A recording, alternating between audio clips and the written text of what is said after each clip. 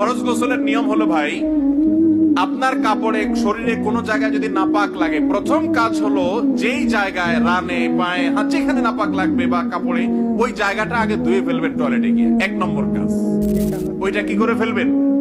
নাপাকের জায়গাটা টেপে ধরে বা টিউবওয়েলের পানিতে ধরে বা পানি ঢেলে ওইটা আগে ডলে ধুয়ে ফেলবেন। ওইটা ধোয়া শেষ, এবার দুই হাতের কবজি 3 বার পর্যন্ত ধুবেন, তারপরে 3 বার কুলি নাকে পানি দিবেন, এরপরে মুখ ধোবেন অজু করার মতো, তারপরে হাত ধোবেন কনুই পর্যন্ত, তারপরে মাথা মাসে করবেন, এরপরে পাও ধোবেন না, পাও ধোয়াটা স্টপ রেখে মাথার উপরে পানি ঢালা শুরু করবেন।